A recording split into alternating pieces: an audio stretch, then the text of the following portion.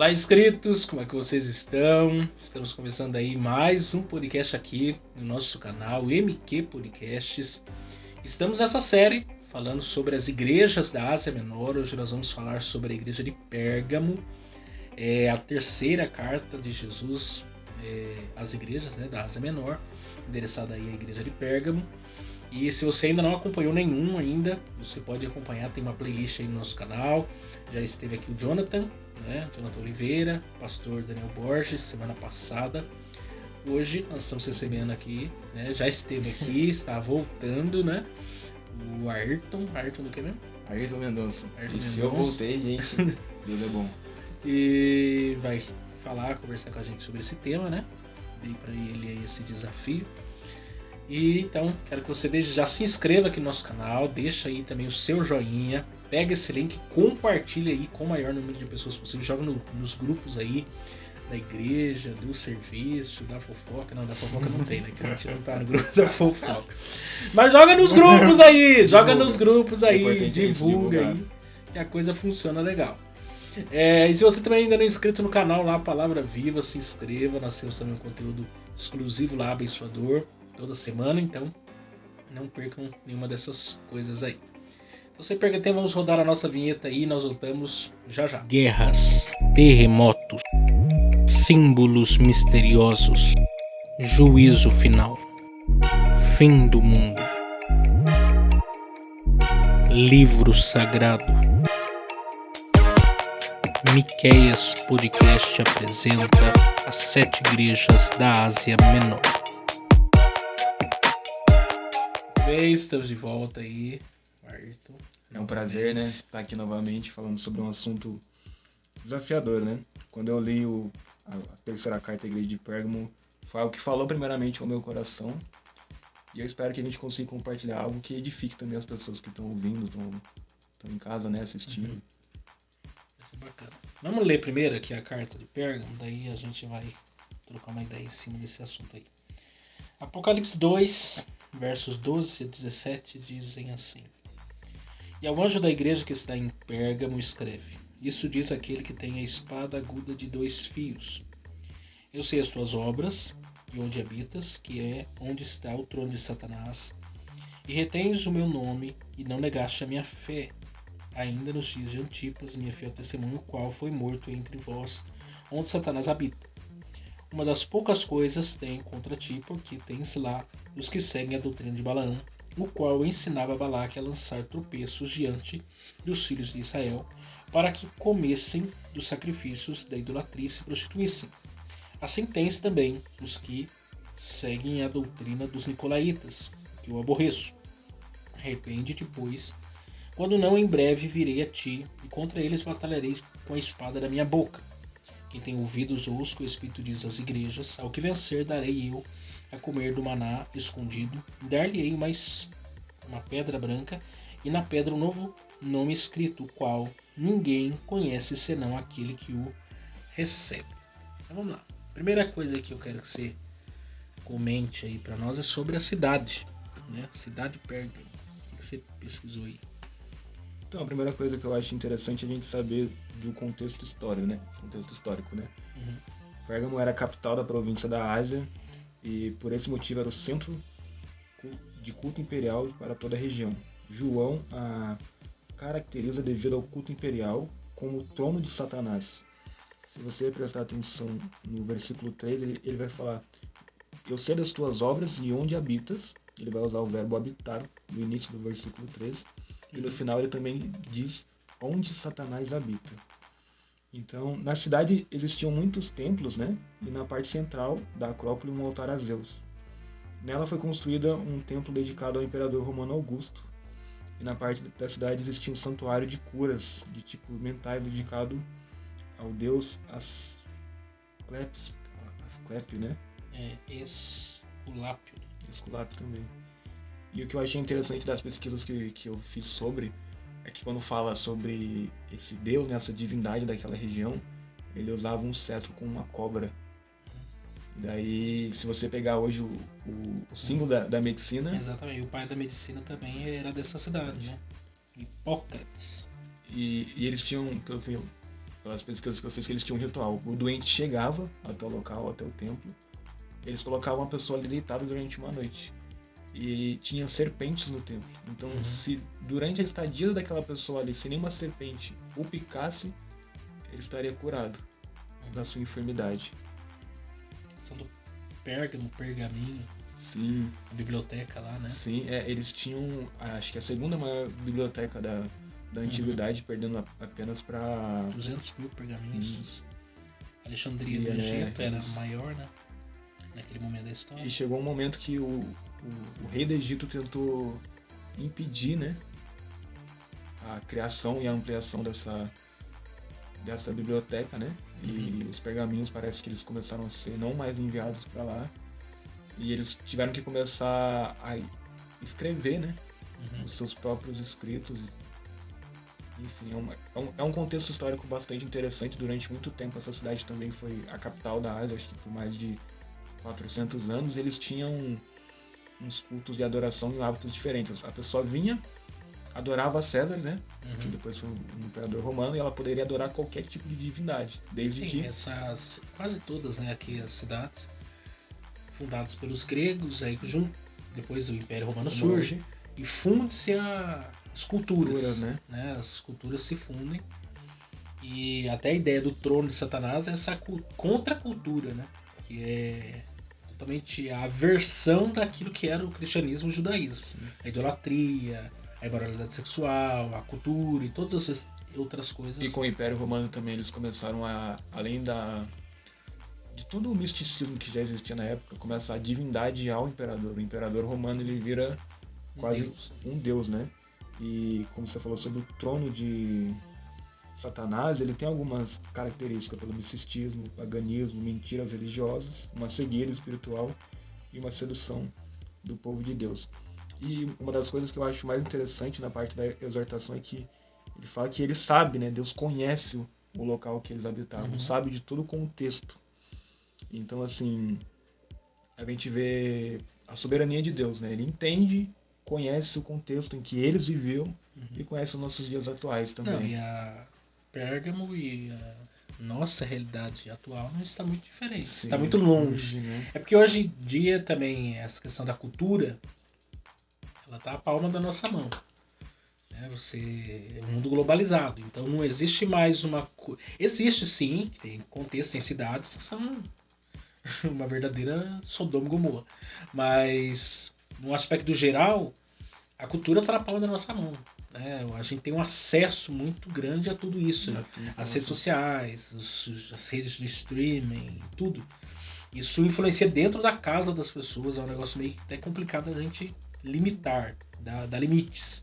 Sim. E aí não estamos longe dessa realidade aqui, Sim, de paganismo, de tudo mais. Misticismo, principalmente, né? A gente vê hoje. Eu acho que a gente vai se aprofundar mais no assunto, mas de como as pessoas elas enxergam não só o evangelho, mas as outras religiões, a sua maneira, a sua ótica.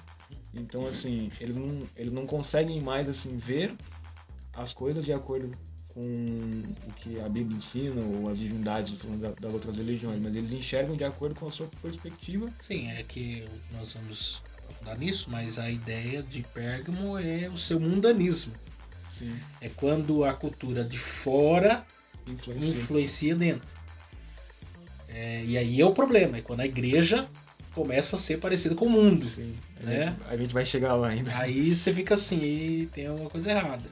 Porque independente de uma cidade ter uma cultura avessa ao cristianismo, ou até um país, porque às vezes esses debates são prestes a um pleito eleitoral aí, e acaba que a gente volta sempre nos mesmos assuntos, aborto, casamento, pessoas do mesmo sexo e etc. A questão da bandeira dos costumes, valores, tudo bem. Só que a verdade é que o mundo ele é uma contracultura, aquilo que a palavra de Deus ensina. Goste quem gostar, aceite quem quiser aceitar. O mundo não foi feito para nós mesmos. Nós somos a exceção, nós somos peregrinos, somos mochileiros desse mundo.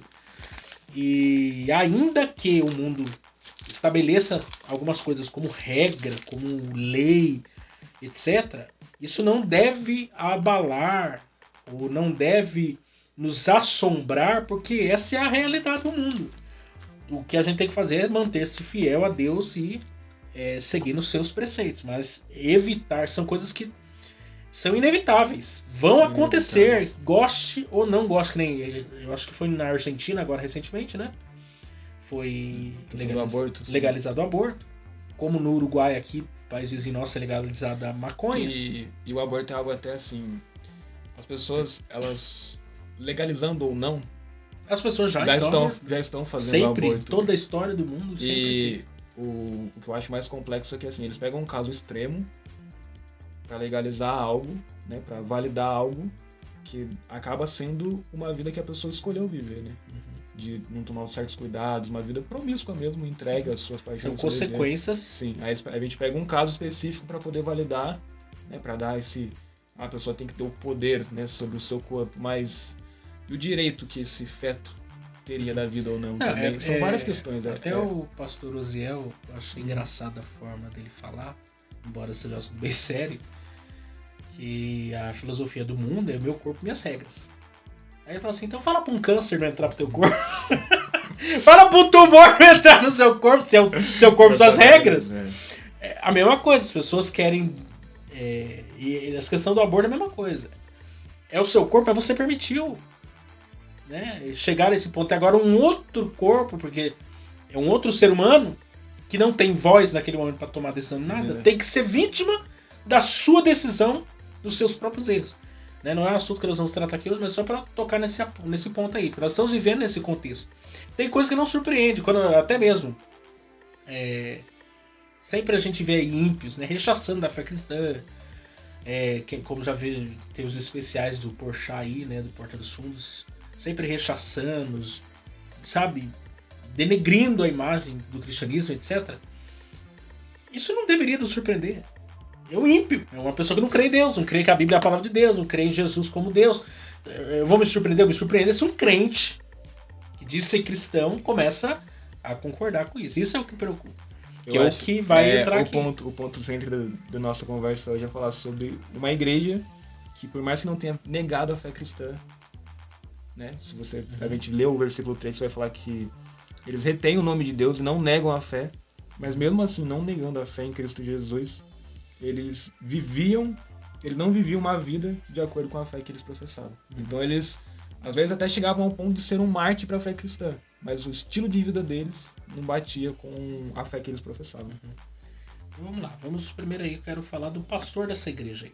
Eu tenho falado aqui, né, nas cartas, todas as cartas foram endereçadas ao anjo da igreja, né, que conforme Apocalipse capítulo 1 aí, verso 20, nós sabemos que os anjos, né, das igrejas são os pastores dessas igrejas, né? Pelo menos é assim que temos entendido à luz da palavra de Deus. É fato que alguns vão criar outras teorias, mas nós preferimos esse ponto.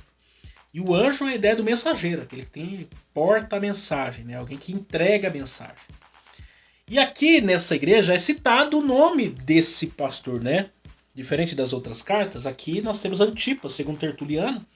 Ele era o pastor dessa igreja e provavelmente foi martirizado, né? Por ser um pastor fiel, um homem de Deus, no contexto daquela igreja. E aí, como vai ser esse pastor aqui? Porque um pastor que morre né, prol a verdade do evangelho, como um mártir, defendendo a causa do evangelho, numa cidade que a cultura é completamente oposta à fé cristã. Será que nós temos pastores como Antipas? Então, eu vi a respeito dele que ele foi um mártir, né? Eu não achei fatos tão concretos, mas eu vi até relatos que ele morreu martirizado num bezerro de bronze, né? Foi uma história que eu vi sobre que construíram um bezerro e colocaram ele dentro e aqueceram que ele chegou a... Aí depois, né, de tanta pressão, né, de tanto calor, né? Ele acabou falecendo, depois só tiraram o corpo dele que foi praticamente cozido. Então ele foi um mártir para essa igreja. E essa pergunta eu creio que é difícil de responder se hoje... Porque nós estamos vivendo num contexto que pastores agora são coaches. São CEOs. Né? São palestrantes motivacionais. Isso entristece, né? Que infelizmente a gente vê o mundanismo aqui, ele vai criticar muito o mau testemunho que infelizmente a gente acaba dando pro mundo, né? De como cristão, como fé cristã. Então você até comentou que muita gente faz chacota, muita gente às vezes brinca, né? Escarnece o nome de Deus, mas parte disso vem do nosso mau exemplo, do nosso mau testemunho. De gente que professa, essa carta pega muito, que gente que vai professar a fé, Sim. não nega a Cristo. Então, no nosso país a gente vive uma situação tão caótica em relação a isso, a igreja, né, como todo, que as 3 classes mais desacreditadas são os políticos, a polícia e os pastores. Pra estar nesse nível aí é porque a coisa tá feia, né? Porque é fato que existem exceções, isso é um óbvio. Mas a verdade é que tem muita coisa que tá virando regra. Não, e fora que... Pastores estão sendo realmente associados a estelionatários da fé, a mercenários, a corruptos. Sabe? E é triste. Sim. É realmente muito triste você ver a que ponto chegamos. É deprimente porque, assim, a partir do momento que você dá um mau exemplo, ele pega muito mais fácil do que os bons exemplos. E a igreja é a cara do pastor também. Sim. Se você tem um pastor fiel, você vai ter uma igreja fiel. Se você tem um pastor infiel, você vai ter uma igreja infiel. E aqui você vê, a igreja aqui de Pérgamo, ela será elogiada e exortada. Quer dizer, existem 2 grupos de pessoas dentro daquela igreja. Existe uma igreja dentro da igreja. Né? Porque em toda igreja, pode ser que tenha um pastor fiel lá na sua igreja, na minha igreja. E às vezes a igreja não é tão fiel, como o caso de Paulo na igreja de Corinto. Não há dúvidas que Paulo era um pastor fiel, era um homem de Deus. Mas olha, quando você lê as 2 cartas de Paulo a Corinto, aí um é de Paulo, outro é de Apolo, outro é de Céfalo. O piorzinho dizia que era de Cristo. Tinha caso de incesto na igreja. Sabe? Uma sucessão de questões, questão judicial dentro da igreja, crentes contra irmãos. Então, são vários fatores. Aí você fala assim, nossa, mas uma igreja com tantos problemas assim, quem é o pastor dessa igreja? Mas não, Paulo foi pastor ali, Apolo pastoreou aquela igreja ali, homens de Deus, piedosos. Assim, qual que é o problema ali? Será que era o pastor? Não, existe crente fiel e existe crente infiel numa mesma comunidade de fé. Mas é fato que o exemplo arrasta, né? A maioria. Infelizmente. O exemplo arrasta a maioria. E aqui a gente tem o caso de Antipas aqui, que é um exemplo nobre de pastor. E, na verdade a gente está em falta de pastores como Antipas um dia foi. Está disposto, porque até as coisas estão afunilando, né? Estamos vivendo dias difíceis e a tendência é piorar a coisa. Embora no nosso país a gente tenha muita liberdade em muitas coisas, mas eu creio que com o decorrer dos anos talvez não será tão simples assim. Mas aí eu fico me perguntando, será que chegaremos a um tempo de ter pastores que, por pregarem a verdade, talvez vire crime opinião, vire crime pensamento, a liberdade de expressão acabe definitivamente? Será que os pastores vão se manter fiéis? Um dos maiores desafios que eu vejo que a gente enfrenta hoje é que a gente consegue sim pregar a respeito de Cristo, a gente fala de Cristo, mas a gente não condena o pecado. A gente não chama a pessoa para uma mudança de vida. E é uma das coisas que acaba dando um mau testemunho para o evangelho, porque a gente prega Cristo, fala do amor de Cristo, mas a gente não condena o pecado.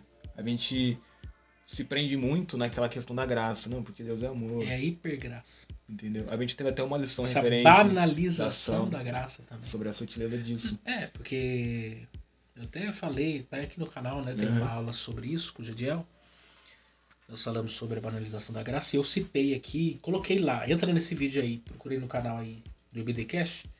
Eu deixei 2 links naquele vídeo lá falando sobre um debate que houve, né, entre o pastor Rodrigo Mocelin aqui, próximo nosso aqui, que tá estudando na internet aí, com o Vitor Azevedo. Eu tô citando nomes aqui porque são pessoas públicas, eu tenho a liberdade. Quando a pessoa é pessoa privada, a gente não tem liberdade, mas quando é pessoas públicas, a gente tem liberdade para falar. E um dos pastores, do Vitor Azevedo, que já entrou em várias polêmicas, né, nas suas declarações, ele, por exemplo, não consegue entender Atos capítulo 5. Porque acha que Atos capítulo 5, para a graça de Deus, é meio confuso. Quer dizer, eu prefiro tirar partes da Bíblia, acreditar no que a própria Deus está dizendo. A gente vai chegar mais à frente aqui no texto, quando a gente falar, eu acho que sobre os Nicolaitas, que a gente vai conseguir pegar esse assunto com mais profundidade, mas esse é um dos nossos maiores desafios mesmo, atualmente. De pessoas que elas não querem mais reger a vida delas de acordo com o Evangelho. Eles querem sempre reger a vida delas de acordo com a sua perspectiva de mundo, a sua cosmovisão de mundo, ou comparando com a vida do outro. Olha, eu não sou tão ruim quanto fulano que é filho de não sei quem. Esse que é um dos maiores desafios Sim, atualmente. penso que um dos erros gravíssimos dos últimos anos, que não, por exemplo, os puritanos, a essência de suas pregações era sobre o pecado. Não que deva só pregar sobre o pecado, mas a base é você entender claramente o que é o pecado. Para que você possa entender claramente que é a graça de Deus. E, evidentemente, o que é a obra de Cristo na vida do pecador. Se nós temos uma teologia fraca quanto à doutrina da depravação total, de que o homem está morto e seus delitos e pecados, não há solução para esse homem, a gente vai ter dificuldade para entender lá na frente a santificação, a justificação, a obra de Cristo, etc. E aí pode ocorrer o fato de se exaltar demais uma coisa sem olhar para outra. Não, as duas coisas têm que estar em equilíbrio. Porque se não tiver em equilíbrio, vai dar um cavalo de pau. Não vai dar certo. Só que os pastores, até também é algo complicado, porque até alguns anos atrás, você olhava pro. Digo o nosso contexto brasileiro, né? O crente da bunda quente. Né? É a expressão que usava quando nós era criança, crente da bunda quente. Hoje o crente, ele é popular. Um pastor tem 10 milhões de seguidores nas redes sociais.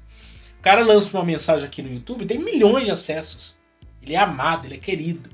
Há anos atrás, um pastor era odiado. Né? Sobretudo pela sua postura, pelas suas palavras. O povo tinha até medo de crente. Né? De revelar o pecado. Né? Você tinha medo. Falava de irmã do coque, né? Aquele estereótipo. As pessoas tinham receio. Mas, hoje não. Hoje as celebridades se confessam cristãs e continuam na sua vida secular. Mas elas se confessam ser cristãs. São pessoas bacanas. E aí o ser evangélico, ser cristão, tornou-se banal. Tornou-se uma moda. Os nossos desafios hoje, eles são diferentes do que eles foram. E parte disso vem disso que você falou, da fama. De entender que o evangelho hoje é algo que as pessoas têm acesso. E como eu falei, muita gente prega sobre a graça de Jesus Cristo. E isso é bom. Porque as pessoas vão conhecer a Cristo. E como você falou, as pessoas vêm. Mas se você não tiver uma mudança de vida, uma condenação ao pecado, a gente acaba, como você falou, banalizando. A gente tem vários pastores que ficaram conhecidos, famosos nas redes sociais, né? Que viraram até celebridades, né? A fama chegou até essas pessoas elas vão aos grandes palcos, né? Hoje a gente tem internet, mas essas pessoas participam Estão na mídia, né? Estão circulando entre os famosos, né? E você fala assim, pô, e o desafio, né? Porque, como eu falei, a pessoa vai falar de Cristo.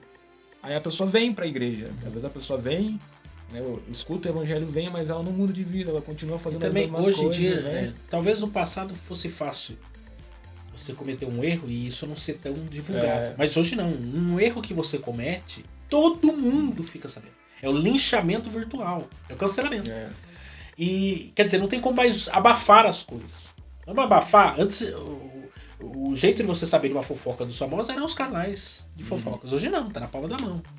E o povo tem voz, eles comentam, eles digitam, eles gravam vídeos. E a internet, tudo vai pra internet. E também a internet nos dá aquele poder de condenar e julgar as pessoas. Vai pros top 10 lá do Twitter, lá, dos assuntos mais falados. Quer dizer, não tem como você jogar água. Não, a coisa viraliza, você perde o controle. Então é muito mais difícil de você tratar. Então, às vezes, uma coisinha que acontece, como aconteceu anos atrás aí, né? No meio cristão mesmo, várias gafes surgem. Você não consegue lidar com a coisa, porque é uma coisa tão ampla. E isso mancha a imagem do cristão. Porque eles pegam esses fatos, fazem um recorte e dizem, todo mundo é assim. É igual a questão, eu vejo eles darem isso muito pro dízimo, né? Ah, porque tal pastor, né, às vezes fraudulou, fez tal igreja, tal não sei o quê. Que tem esse hábito, eles enquadram todas as igrejas cristãs. Aí dizem, todo mundo é assim. Não. Existem exceções. E pode ser que existam poucas, mas existem.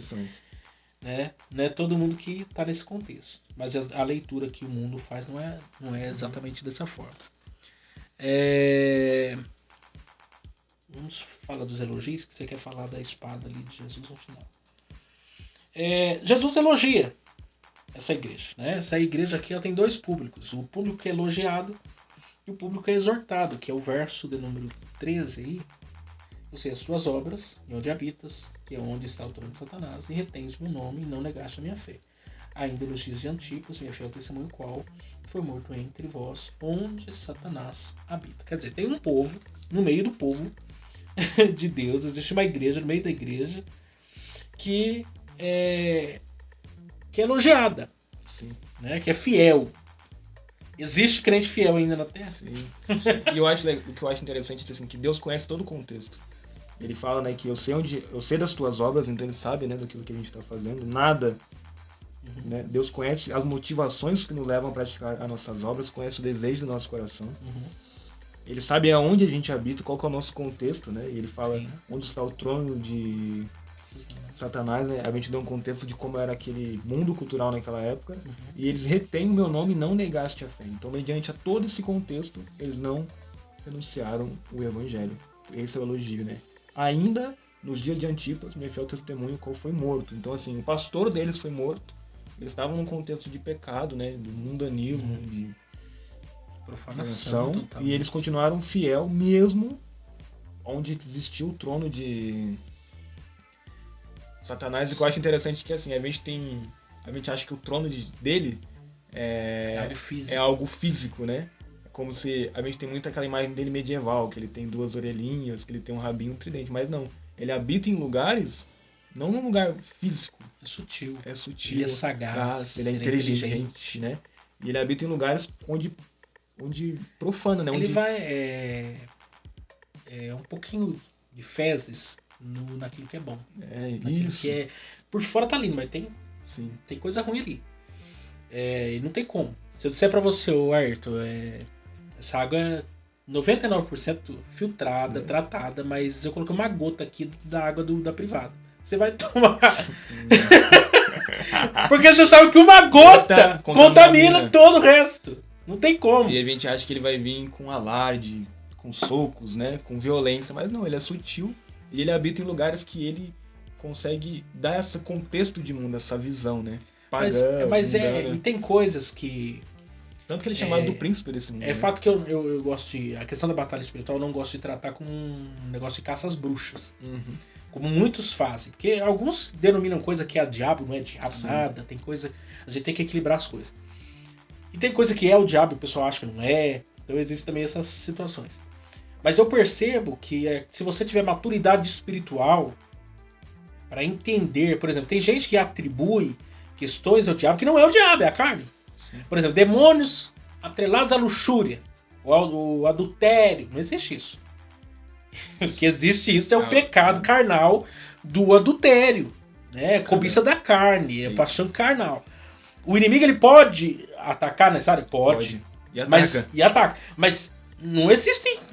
Eu não posso pecar e falar assim, a culpa foi do diabo. Não, você pecou, a culpa foi sua, você que pecou. E cada um é tentado. Ele vai colocar a casca de banana pra você escorregar mesmo. Isso é um óbvio. Ele quer destruir.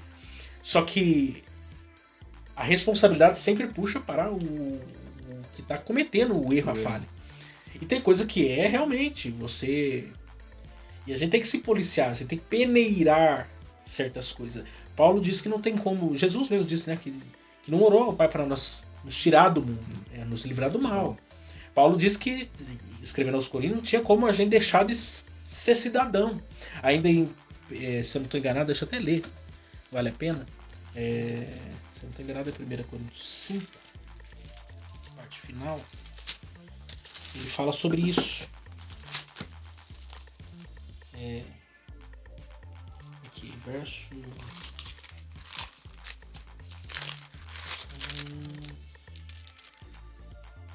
do 9. Já por carta vos tenho escrito que não vos associeis com os que se prostituem. Isso não quer dizer absolutamente com os devassos deste mundo. Ou com os avarentos. Os avarentos, quer dizer, ele está falando de uma classe de pessoas. Não vos associeis com os que se prostituem. Aí, vírgula. Isto não quer dizer absolutamente com os devassos desse mundo. Está falando de um grupo de pessoas. Os não crentes, os ímpios. Né? Aí ele dá uma lista aqui. Com os avarentos, com os roubadores, com os idosos. Porque então vós seria necessário sair do mundo. Falando assim, quanto aos ímpios, esses devassos, esses idólatras, etc.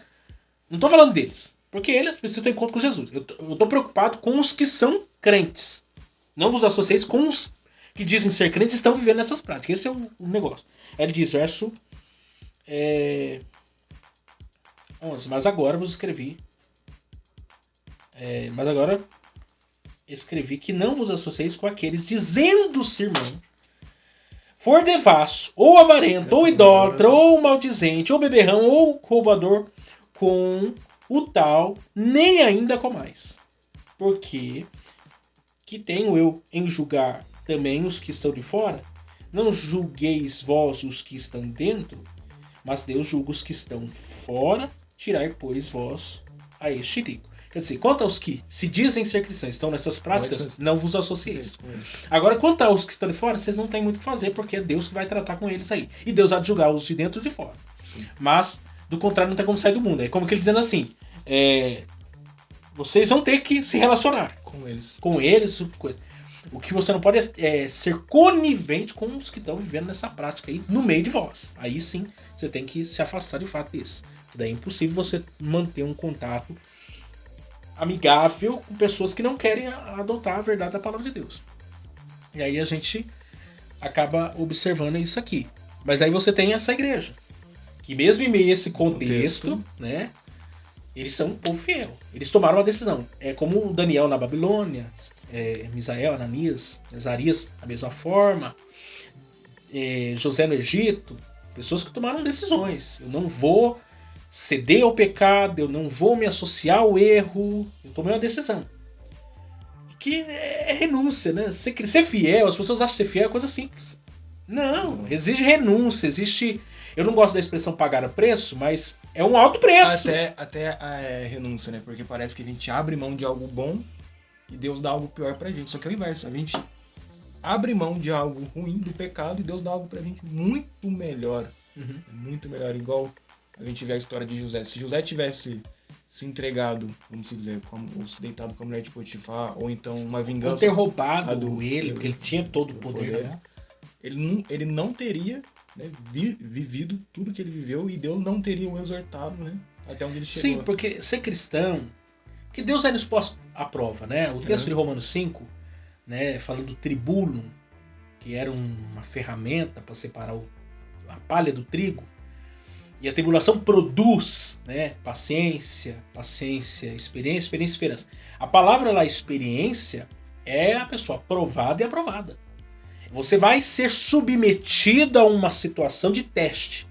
E aí eu quero ver se você vai passar no teste. Sim, e Deus vai colocar você na situação do teste. E Deus, assim, dois fatos, né? Deus não está de braços cruzados, né, diante das nossas dificuldades. E aqui fala que Deus nos conhece. Então, assim, Deus não há nada que aconteça na sua vida que Deus não saiba, que Deus não conheça. Deus não vai dar uma tentação, uma prova maior que a sua estrutura, a sua capacidade de suportar.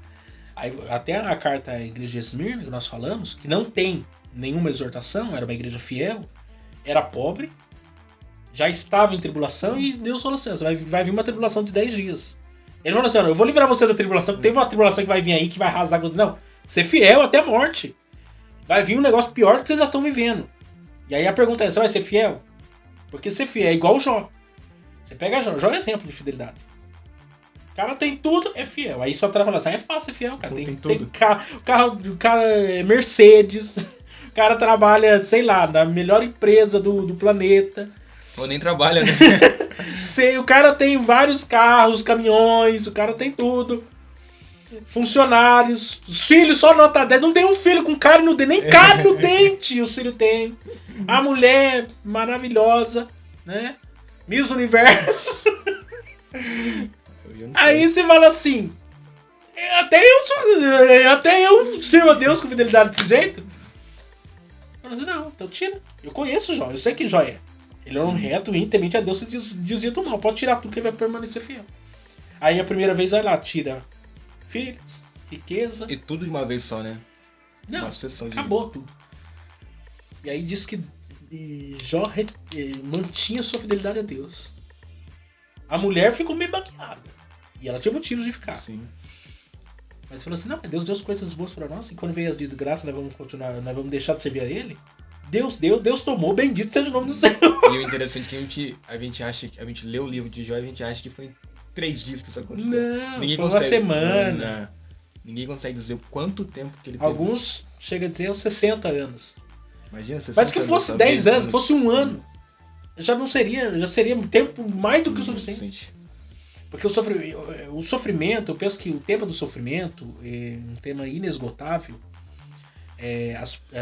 Nós temos uma dificuldade de tratar desse tema. O cristianismo, sobretudo, chega a um certo momento, eu penso que alguns não conseguem explicar tudo.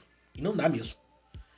A questão do... Até uma tese surge em cima disso, né? Deus é bom, justo, é todo poderoso, e por que o mal existe? Essa é a pergunta que o cristianismo busca responder. Nós entendemos e temos uma resposta para isso. A cruz de Cristo é o exemplo claro disso, é a resposta final para nós em relação a tudo isso. Nada pode ser comparado com o sacrifício de Cristo na cruz por nós. Mas o sofrimento, Deus ele se utiliza do sofrimento. Porque Deus ele não fala assim, eu vou mandar um sofrimento lá na casa do Ayrton. Não é assim. O mundo está em pecado. O pecado entrou no mundo, acabou. Então o mal é uma consequência do pecado. Independente de doenças, problemas emocionais, físicos, tudo que você imagina, consequência do pecado. Relacionamentos entre pessoas, traumas, tudo. Relacionamento, pessoas pegadoras. Vai surgir o quê? Coisa ruim, não vai surgir coisa boa. E Deus vai se utilizando desses sofrimentos para tratar na vida do ser humano. Pela sua infinita misericórdia e graça. Porque Deus ele utiliza de misericórdia e graça. Aí ele pega aquele sofrimento e vai moldando o caráter de Cristo na vida do Ayrton. Vai moldando o caráter de Cristo na vida do Miqueias. Vai mudando o caráter de vida... Ele vai trabalhando. Até entra a questão da onipotência. Preguei outro dia sobre isso. Tá no canal lá do Palavra Viva. Muitas pessoas questionam assim, mas Deus é onipotente, ok. Mas se Deus é todo poderoso, por que ele não pode resolver meu problema que é tão simples? Essa é uma pergunta que dá um nó. Porque a verdade é essa, Deus é todo poderoso. Deus pode abrir porta de emprego? Pode. Deus pode curar o câncer? Pode. Deus pode, sei lá, fazer coisas extraordinárias? Pode. Pergunta, por que ele não faz? Porque ele tem propósitos. Porque a onipotência de Deus não é livre para fazer o que ele quiser. Por exemplo, Deus ele é todo poderoso, é poder absoluto. Ele pode fazer tudo o que ele quiser fazer. Mas ele não faz por causa dos seus demais atributos. Por exemplo, Deus não pode mentir. No poder absoluto ele poderia, mas ele não vai. Porque isso vai contra o seu próprio caráter. Isso é ele deixar de ser Deus. Deixar de ser santo, deixar de ser verdadeiro, tudo. Então, ele não vai fazer isso. Ele pode, mas não vai. Então, o poder de Deus é o poder ordenado. Ele vai agir conforme a sua vontade. Conforme os seus propósitos. Então ele não vai, ainda que ele tenha todo o poder para resolver o seu problema, ele só vai resolver o seu problema quando os demais atributos do seu caráter for moldado em você. Porque, por exemplo, você está vivendo um sofrimento, mas esse sofrimento está moldando um atributo do caráter de Deus em você. Do caráter de Cristo em você. Se Deus utiliza sua onipotência para resolver esse problema, ele não consegue realizar o propósito que ele tinha para realizar através daquilo ali. E fora que os planos dele são maiores que os nossos, né? E aquele texto de Isaías que fala sobre o sofrimento do povo, relata um pouco assim, às vezes a gente consegue enxergar aqui. Deus enxerga tudo. O que está aqui, como você falou, os atributos divinos e as qualidades divinas de Deus. Deus não se contradiz. Então assim, se a cada sofrimento que eu passasse ou sofresse, Deus intervisse, que tipo de relação seria essa? E outra, eu seria um filho mimado que não aprenderia nada. Que eu chorasse, Deus iria lá e me afagar, mas não chora, bebezinho. Não é assim que as coisas funcionam. Pelo contrário, tem hora que ele vai deixar a gente chorar. E também tem, ele se revela a nós, né? Ele se permite revelar. Então vai chegar um momento que você vai passar por um sofrimento e com o tempo você vai entender o que ele permitir que você entenda, o que ele quiser revelar para você. E também a questão do potencial. Eu vejo, as pessoas não sabem, né? O meu professor diz, as pessoas não sabem o que está acontecendo, é isso que está acontecendo. Às vezes a gente não sabe o nosso próprio potencial.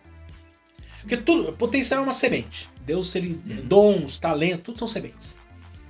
Você só sabe o potencial que você tem na hora da dificuldade, do sofrimento. Enquanto você não passar por aquele caminho, você enfrentar... Porque tem coisa que é muito fácil. Eu vi esses tempos aí atrás, o Douglas Gonçalves, do canal de Descopo, muito bom, indico pra vocês aí. Ele tem 2 filhos, né? Uma menina e um menino. E a esposa dele estava grávida no final do ano agora. Ele é pastor. E aí ela perdeu a criança. E é um negócio que abala. Né? Abala. Não é uma coisa assim. Você cria planos. E é uma montanha russa, né? Você descobre o nascimento de uma criança, cria expectativas. Nossa, você vai nas alturas. E você vai, sobe e daqui a pouco você... E é muito rápido. Aí perdeu a criança. Aí ele conversando com outras pessoas, falou assim, Douglas, isso é experiência. Hoje, quando você entrar no seu gabinete pastoral para aconselhar uma pessoa que está passando por essa situação, e Paulo diz isso em 2 Coríntios capítulo 1, com as consolações, com o que fomos consolados, queremos consolar o outro. Naquilo que você sofreu, você se torna professor.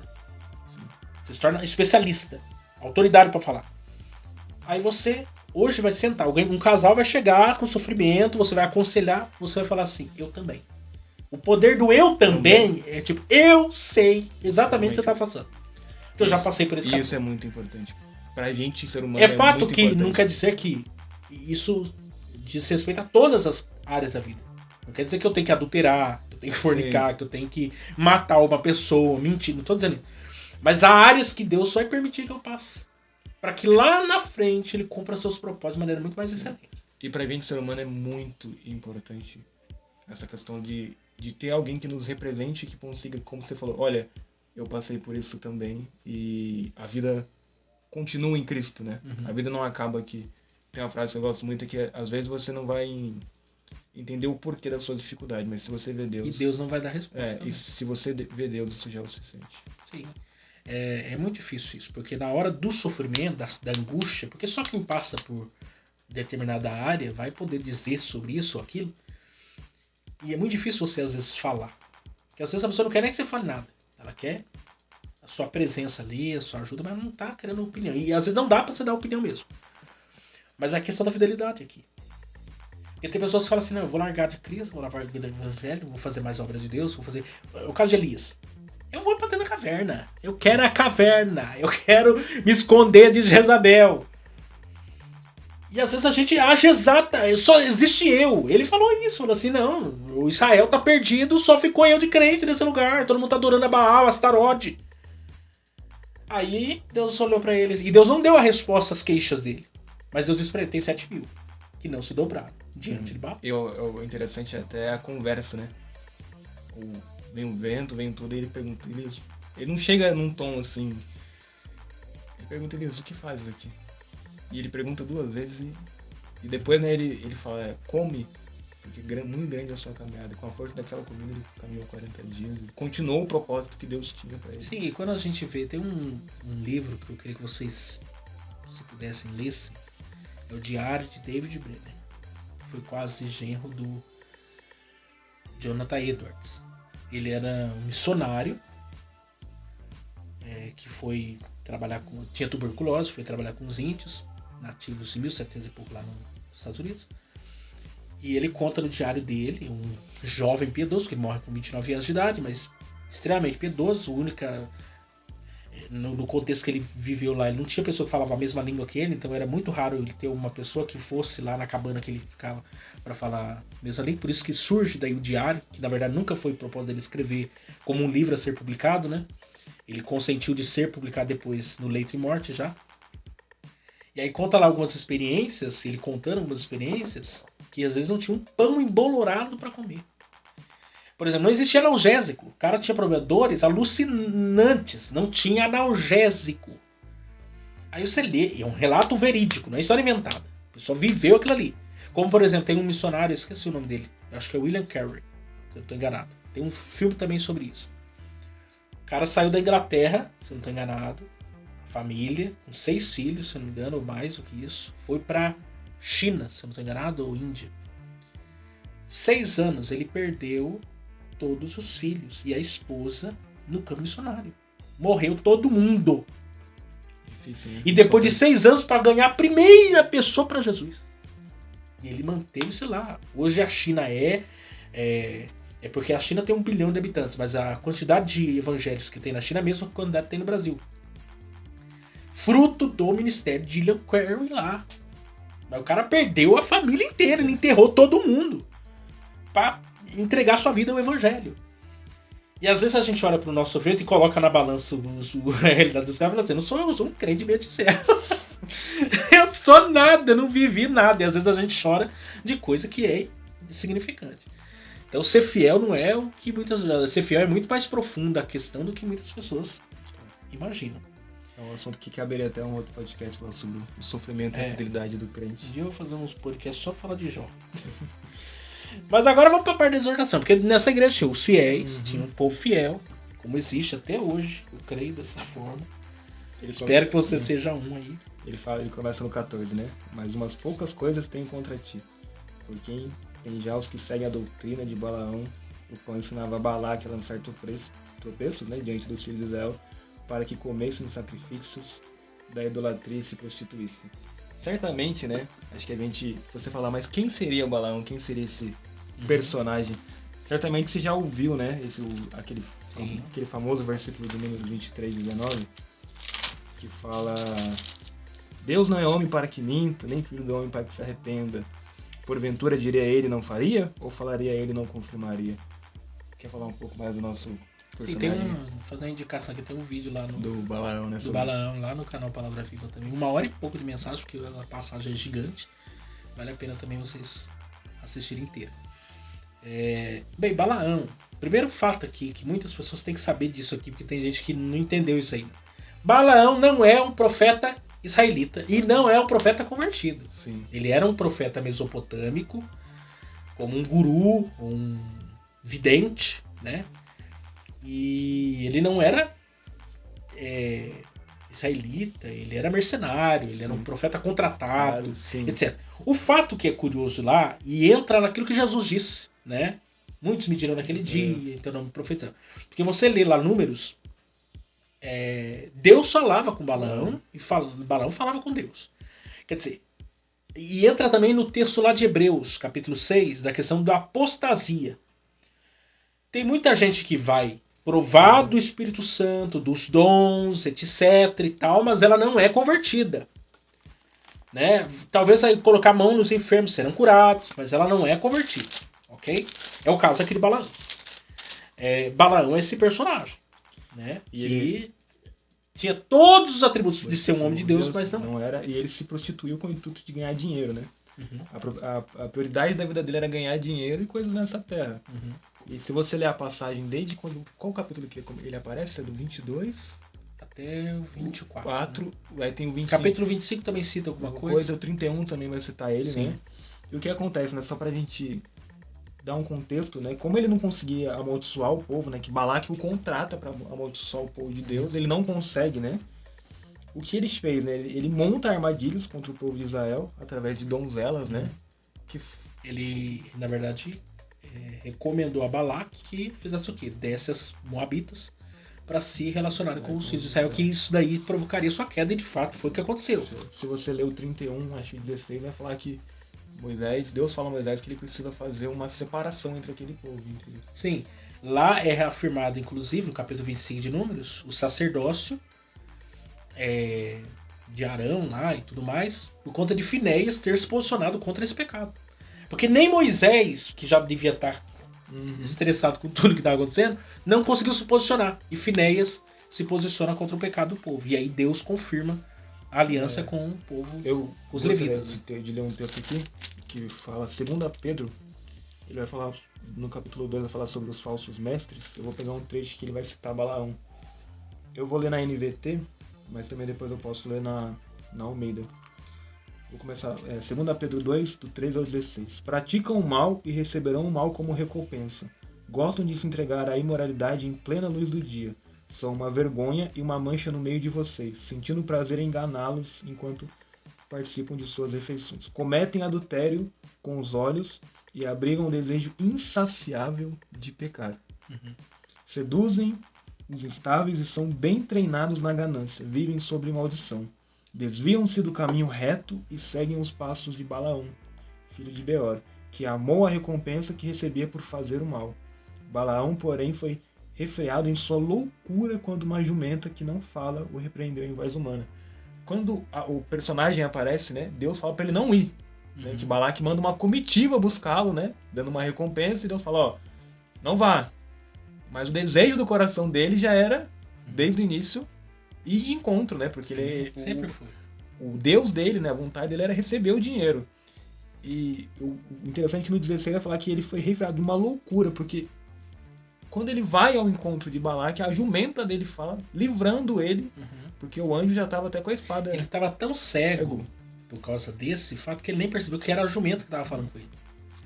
Quando os olhos dele são abertos mesmo, para compreender o grau do seu pecado, que ele se dá conta que é a jumenta que está falando com ele.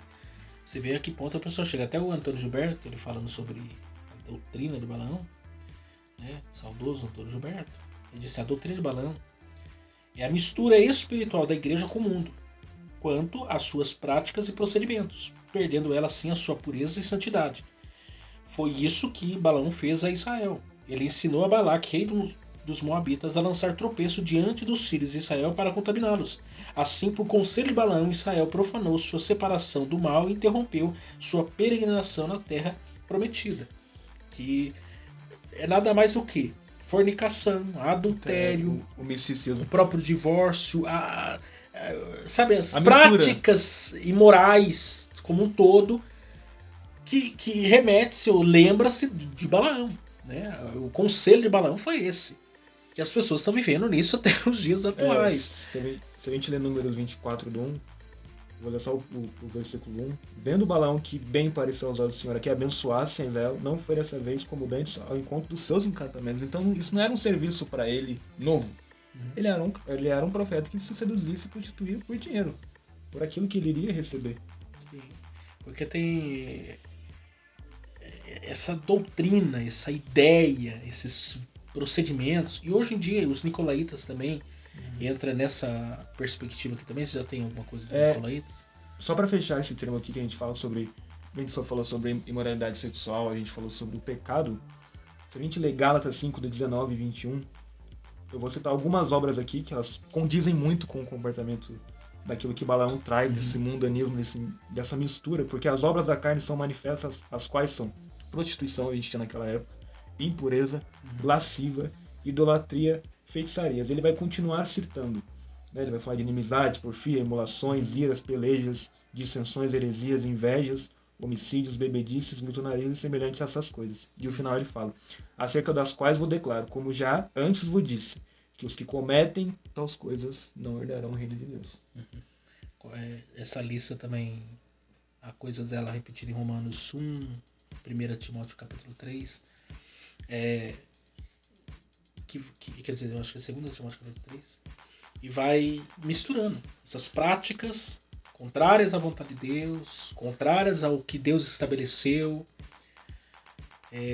que perverte os propósitos de Deus. Porque, por exemplo, é errado o sexo. Eu fiz aqui a série dos 7 pecados capitais, né? Um deles é a luxúria, que eu gravei com o Lúcio. É pecado o sexo? Não, não é. Só que fora do casamento e antes do casamento é pecado. Acabou. Só que aí, e Satanás é tão sujo, porque ele vai sim induzir o camarada que tá no casamento querer fazer sexo fora, e o cara que não tá casado querer fazer antes. E no casamento ele vai impedir que o casal faça. Por quê? Porque ele não quer que os propósitos de Deus sejam realizados. Ele quer que, pelo contrário, a pessoa faça aquilo que é bom, e ele sabe que aquilo é uma arma poderosa. Inclusive, 1 Coríntios 7 diz que uma área que ele ataca é essa área. Se o casal é casado e eles não têm vida sexual ativa, ele vai atacar. Ele vai atacar. Por quê? Porque ele quer destruir. Né? Ele quer destruir. Como antes do casamento. Você tem lá o caso de José, a mulher de Potifar. José é o vencedor. José é o herói nacional. Por quê? Porque a mulher de Potifar não era feia. Mas ele foge dela, deixa a capa e foi embora. E fora também que a gente não sabe o quanto... Porque assim, eu imagino... E foi algo... Não foi um dia, foi todo dia.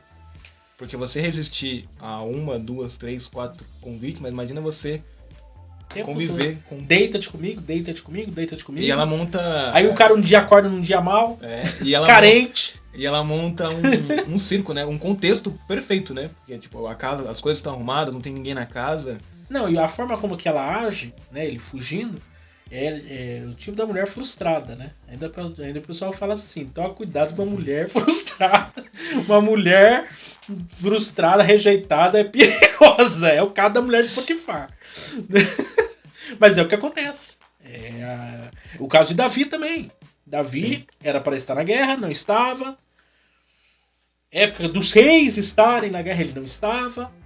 O cara estava no lugar errado, na hora errada, no momento errado.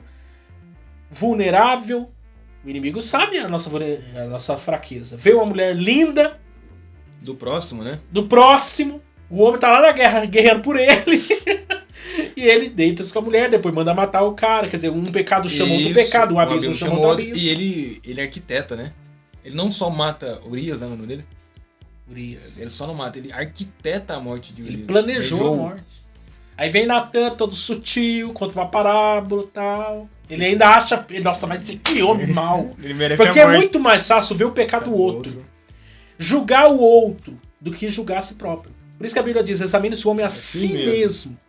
Porque olhar pro espelho e encarar sua própria face, ver seus próprios pecados, seus próprios erros, não é tão confortável.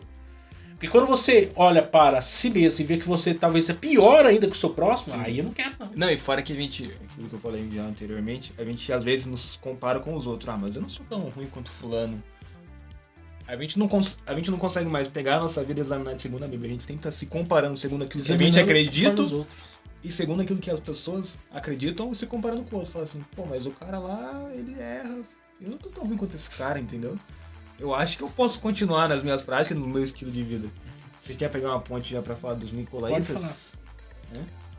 Que não são muito diferentes dos balões aqui.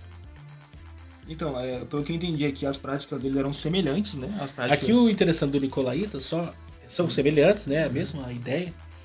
Aqui assim também tem os que seguem a doutrina dos Nicolaitas, que eu aborreço. O interessante é que em Éfeso, que essa doutrina dos Nicolaitas rondava lá também, eles aborreciam, eles não suportavam, né? É o verso 6 lá, isto porém. Tens, porém, isto que aborreces as obras dos Nicolaitas, os quais eu também aborreço. No caso aqui em Pérgamo, eles não estavam preocupados com a doutrina. Isso me lembra que eu já citei aqui em outros podcasts, em outros momentos, que é semelhante ao que acontece em 1 Coríntios capítulo 5. Quando você tem um caso de incesto, né, um cara tendo relações com a madrasta, né, e a igreja estava orgulhosa, né, 1 Coríntios 5, verso 1, geralmente se ouve que há entre vós fornicação, e fornicação tal, qual nem ainda entre os gentios, como é haver quem abuse da mulher de seu pai. Estais inchados. Em outras traduções eu acho que ainda diz orgulhosos, soberbos, algo assim. E nem ao menos vos entristecestes por não ter sido entre vós tirado quem cometeu tal ação. Quer dizer, tem pessoas que olham o pecado, olham o erro e fingem que não estão vendo. Quer dizer, aquilo já não provoca indignação. Eles não conseguem mais condenar o pecado do comportamento. Né? Não é já virou normal, é a normatização daquele pecado, daquele erro. E os Nicolaitas também, eles tinham a ideia que assim, quanto mais eles pecassem, mais abundante seria a graça de Deus. Interpretava Romanos 6 erradamente. Sim.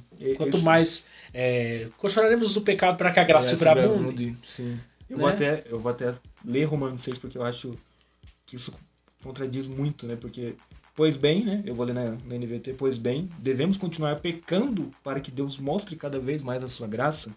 Claro que não. Uma vez que morremos para o pecado, como podemos continuar vivendo nele? Ou acaso se esqueceram de que, quando formos unidos em Cristo Jesus no batismo, nos unimos a Ele em sua morte? Pois pelo batismo morremos e fomos sepultados com Cristo. E assim como Ele foi ressuscitado dos mortos, pelo poder glorioso do Pai, agora nós também podemos viver uma nova vida. Então, se você é nova criatura em Cristo, né, que ele vai dizer, acho que não. Eu vou continuar lendo. Uma nova vez que nossa união com Ele se assemelhou à sua morte, assim também a nossa ressurreição está semelhante à dele.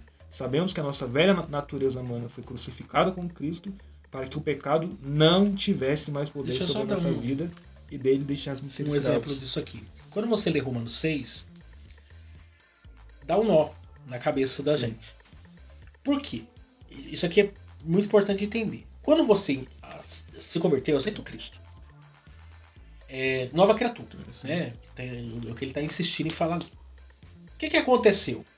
Seu corpo mortal morreu? Não, ele continua vivo. Pelo contrário, ele continua aí, vivo, forte e pecador. Todo dia ele quer pecar, ele quer satisfazer sua própria natureza. O que ele está querendo dizer então?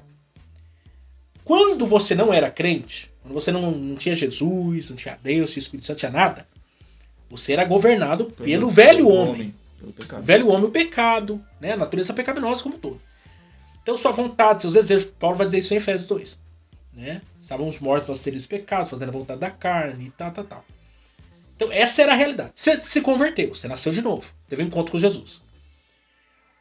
Esse corpo continua o mesmo. Ele é o mesmo, meu querido amigo, irmão. A diferença é que o velho homem morreu. E agora quem domina a sua carne é o Espírito. Porque ele veio habitar. Então, como uma nova criatura, é impossível você permanecer vivendo como o velho homem. Porque ou o velho homem morreu, porque não é meio morto, não, ele morreu.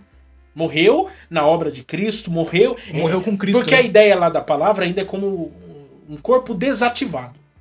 É como você desligou da tomada.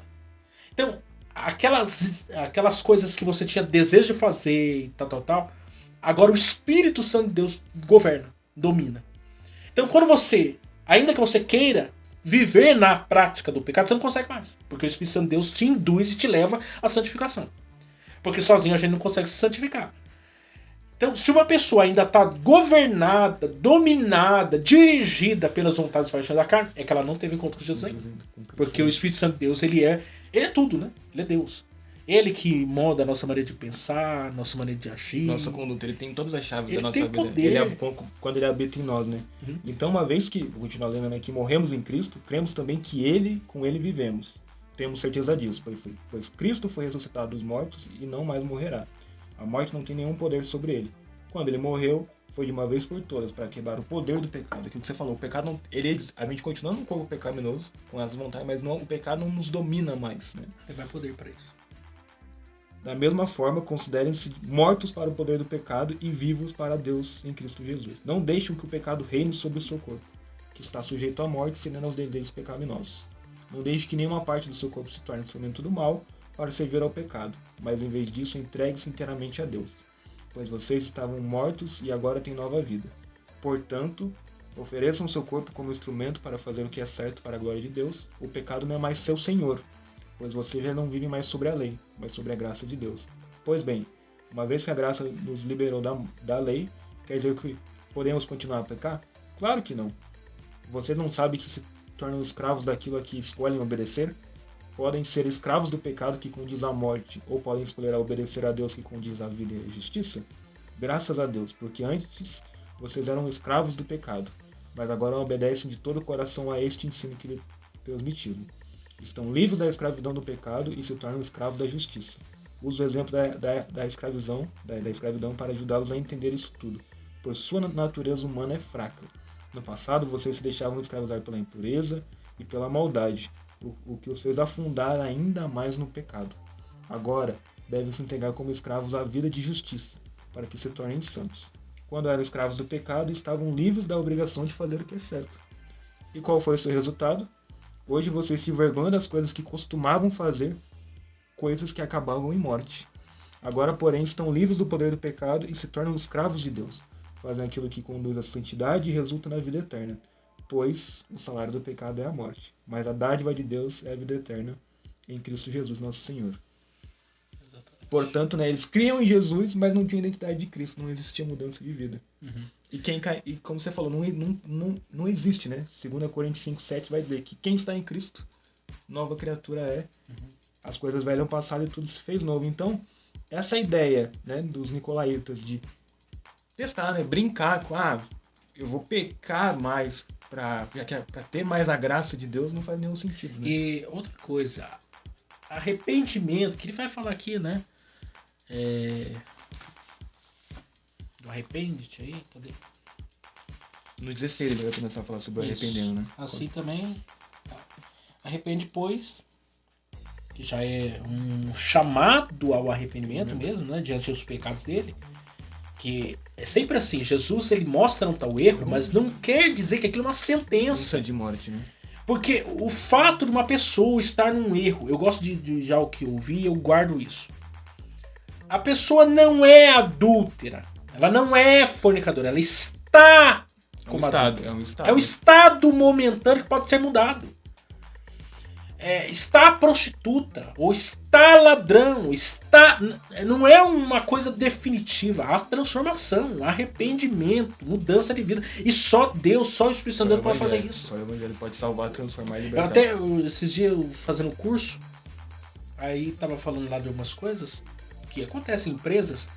Por exemplo, a pessoa que chega atrasado, né? O outro que não vem com uniforme. Aí a empresa vai vendo essas coisas e vai criando mecanismos, né, pra pessoa entrar na linha. E tem que doer no bolso da pessoa, mas dá punições. Fala assim, não veio com uniforme, vamos descontar do salário. Não chegou no horário, desconta no salário. A pessoa vai ficar esperta, porque ela não quer perder. E isso são coisas que você corrige. Mas, por exemplo, o professor falando, se a pessoa mente, rouba, aí a empresa não tem muito poder. Porque diz respeito a caráter. Não há punição que você dê pra mudar aquilo ali. Mas o evangelho muda. Sim. O evangelho, Jesus Cristo muda. Pega Paulo. Pior ser humano, terrorista, assassino. Hoje em dia seria o Bin Laden.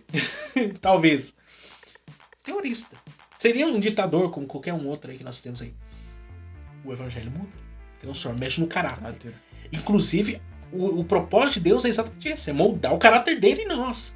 Quem mentia não mente mais. Tá falando de caráter. Quem roubava não rouba mais.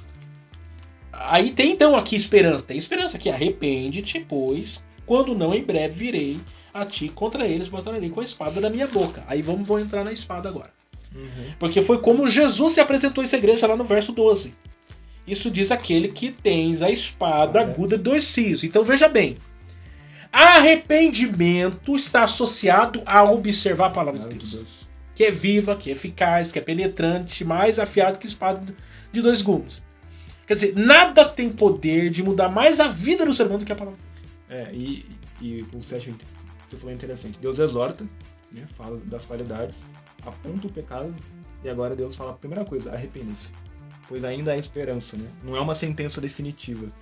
Daí, como você falou, ele fala da espada na minha boca. E a gente volta no verso 12 quando ele fala espada aguda de 2 fios. A nossa conduta precisa ser regida unicamente pela Bíblia. Deixa eu ter uma pergunta para você. O que a Bíblia diz a respeito do seu modelo de vida? Então, ao invés da gente parar de analisar a nossa vida de acordo com os nossos preceitos, de acordo com aquilo que a gente acha, ou se comparando com os outros, o que a Bíblia Sagrada diz com a sua vida. E falando sobre a espada, né, que sai da boca, do verso 16, que se não mudarmos de vida, né, a palavra que sai da boca do Senhor, que é a mesma para salvar, trará juízo sobre o nosso pecado. E Gálatas 6, do 7 a 8, vai dizer que não se deixe enganar. Ninguém pode zombar de Deus. A pessoa sempre colherá aquilo que semear. Quem vive apenas para satisfazer a sua natureza humana, colherá dessa natureza ruína e morte. Mas quem vive para agradar o Espírito, colherá do Espírito a vida eterna. E João 3, né? A gente gosta muito desse versículo de João 3,16, que fala que Deus deu o seu Filho unigênito para todo aquele que crê e não pereça. Mas se a gente não mudar a nossa conduta, né? Essa espada que salva, ela trairá juízo, né? E o 17 e 18 vai dizer, porque Deus enviou o seu Filho ao mundo, não para que condenasse o mundo, mas para que o mundo fosse salvo por ele. Quem crê nele não é condenado, mas quem não crê já está condenado, porquanto não crê no nome do unigênito Filho de Deus. Então, assim... E a posição do general. O general que tá com a espada... Sim. E quem não se arrepende, né, já está condenado. Porque arrependimento sem mudança de vida não é arrependimento. Sim. Arrependimento não é choro. Arrependimento não é tristeza. Eu tô triste. Meu filho, se chorar fosse arrependimento, eu vou dar um beliscão no Ayrton aqui. Ele vai chorar. O cara vai chorar.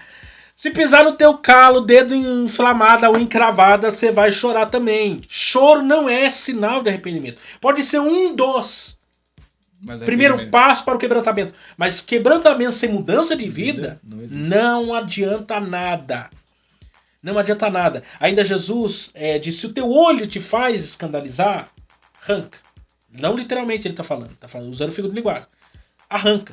A tua mão tá fazendo. Até a gente cantava um hino legal, né? Quando era criança, que não era pra criança aquele hino, era pra adulto, né? Cuidado do olhinho no que vê, cuidado do mãozinho no que pega, Não, e fora cuidado do que, assim, pezinho onde o vai. arrependimento, né, quando a gente fala dessas partes do corpo, você se arrependeu e você quer a mudança de vida.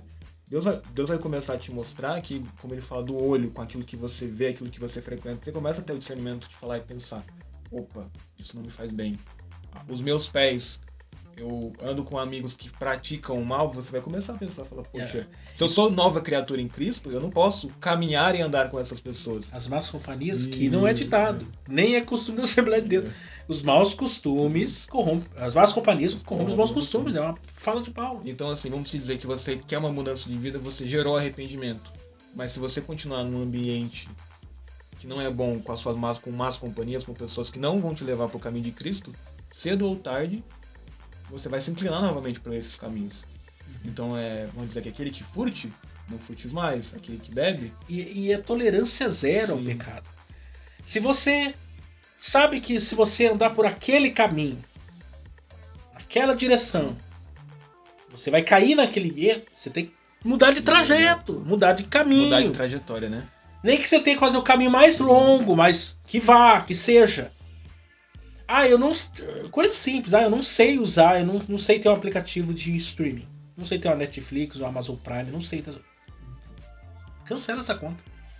Não sei se tem Instagram, não sei ter Facebook, acabou. Não sei ter WhatsApp, a gente também não sabe ter...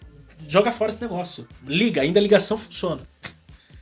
Se afasta eu não consigo ter tal amizade, porque eu me sinto influenciado. Acaba com essa amizade. Porque é melhor você tomar uma decisão agora que seja preventiva do que algo que você não toma uma decisão e depois seja definitiva. Que você do pecado condenação. A morte e, como fala, quem em Cristo já está condenado. Não existe outro caminho, a pessoa já está condenada. E aí entra aqui, quem tem ouvidos, ouça o que o Espírito diz às igrejas, que vencer da areia comer. No maná escondido dar-lhe-ei uma pedra branca, e na pedra um novo nome escrito, o qual ninguém conhece senão aquele que o recebe. Aqui eu acho interessante a questão do maná, a pedra branca, né, e um novo nome. O maná, ele saciou a fome do povo no deserto. Precisamos buscar saciar a nossa fome do maná que é de Cristo. Então, quando a gente se inclina para o pecado, a gente busca uma satisfação das nossas vontades. E aqui ele chama a gente para que, ao que vencer, a gente se satisfazer em Cristo. Não mais buscar essas nossas vontades da carne para nos satisfazer. Em Mateus 6, do 32 ao 35, né, Jesus vai dizer: disse-lhe, pois, Jesus, na verdade vos digo que Moisés não vos deu o pão do céu, mas meu Pai vos dá o verdadeiro pão do céu. Porque o pão de Deus é aquele que desce do céu e dá vida ao mundo. Disseram-lhe, pois, Senhor, dá-nos desse pão. E Jesus lhe disse, eu sou o pão da vida. Aquele que vem a mim não terá mais fome, e quem crê em mim nunca mais terá sede. Então, é mais uma provocação que eu deixo. Por isso eu falei que esse texto não traz tanto uma reflexão pra gente, né, pra quem tá ouvindo. Será que estamos nos saciando em Cristo? Será que Cristo... E aqui é uma promessa, né? É o nosso deleite? Né? Maná... É o que vencer, né? Cristo é o pão vivo que desceu do céu. A questão da pedra, né? O Antônio Gilberto diz aqui que a história antiga dos gregos e romanos menciona essa pedrinha. Aí, algumas das teses sobre o assunto. Primeiro, nos tribunais, os juízes tinham pedrinhas brancas e pretas. Se o acusado recebia uma pedrinha preta, estava condenado. Se branca, estava perdoado, liberto, livre. Uma segunda possibilidade, nos jogos públicos, os vencedores recebiam pedrinhas brancas com seus nomes gravados nelas. Isso dava-lhes direito ao auxílio do governo pelo resto de sua vida. E a terceira possibilidade também, pedrinhas brancas eram fornecidas a certas pessoas para livre trânsito em certas regiões, situações e reuniões. Era passe a entrada livre autorizada nesses casos especiais. Eu penso aqui o que é mais interessante é a questão de você ter acesso. Você é alguém que chegou no fim, né? Pega um atleta. O atleta ele chega no fim que é o pódio. E ao que vencer, aquele que completou a carreira, que chegou até o fim, que não é por mérito, é graça, manteve-se fiel, o reconhecimento, as vantagens, a expectativa de coisas boas não está nesse mundo. Está na vinda do nosso Senhor Jesus E Cristo. o Está que- guardada e reservada com Ele. O que eu acho interessante também é que ele constrói uma nova identidade em Cristo e não naquilo que o mundo diz. E até a coisa do novo nome remete-se à ideia de coisas novas. Porque tudo se fará novo. Nada será igual ao que nós vivemos nessa realidade. Um segundo num novo corpo, num corpo sem pecado, sabe, tudo aquilo que foi prometido, nós vamos esquecer um dia de todo o sofrimento, angústia, tudo que você viveu aqui na Terra. Acabou. Você não vai perder sua identidade. Porque até quando você... Isso é muito profético, na verdade. Porque você olha para o Antigo Testamento. Houve mudança de nomes de alguns personagens. E sempre apontando para algo que viria. Abraão, grande pai. Abrão, né? Grande pai. Abraão, pai de multidões. Até Sara, Sarai, e assim vai indo. São nomes que vão se dando, porque tem significado, tem poder, né? É profético isso aí. E nós vamos receber um novo nome no sentido de que são coisas novas. E uma identidade em Cristo, né? É uma nova realidade. No contexto que nós vivemos, Agostinho diz que eu não posso não pecar nessa realidade do mundo. Mas nós viveremos uma realidade que nós nunca mais iremos cometer pecado nenhum. Quer dizer, hoje nós não conseguimos nem imaginar o negócio dele. Impossível. Você não consegue nem pensar. Só de pensar que você não tem pecado, você já pecou. Já pecou aqui. Mas naquele contexto, sem pecado, sem nada, perfeição total, sem cachorro perturbando, sem sogra, sem sogro, sem vizinho chato, sem chefe mala, sem nada sem essa consciência mundana, né? Sem sabe, vai ser um paraíso. Literalmente. Ao que vencer, né? Claro. Exatamente. Então, gente, é tudo isso aí que nós tínhamos para falar, né, sobre a igreja de Pérgamo. Acho que foi muito bom, relevante aquilo que nós observamos até aqui. Muitas conclusões nós podemos tirar aqui. Você pode avaliar, nós podemos nos avaliar, né? Se nós estamos do lado daqueles que são fiéis ou daqueles que são infiéis, que estão seguindo a Cristo, ou a Balaão, ou aos Nicolaitas, e nos posicionarmos. Mesmo se estivermos numa posição contrária à vontade de Deus, arrepende-te. Dá tempo ainda. Dá tempo. Tem salvação ainda. Porque esse é o propósito de Deus para a nossa vida. Então eu quero que você ore, porque os convidados anteriores oraram. E agora eu vou colocar todo mundo para orar. Tá certo. Eu só queria dizer que foi um desafio, né? Vir aqui falar sobre esse tema. Primeiramente, me examinei e falei assim, Jesus, primeiramente essa palavra tem que falar comigo, né? A gente falar com as pessoas que vão nos ouvir, vão estar aqui com a gente. E foi muito edificante. Eu acho que eu ainda vou ficar com esse texto na memória, meditando nele. E já posso falar que eu vou aparecer mais vezes? Sim. Eles vão me ver por aqui mais vezes, tá, gente? Deixa o like, né? Só se deixar bastante like aqui. Não, aí não, faz isso se não. Se compartilhar bastante. Azedou pra mim, então. Tá, eu vou orar. Primeiramente agradecer, né? Vamos orar, gente.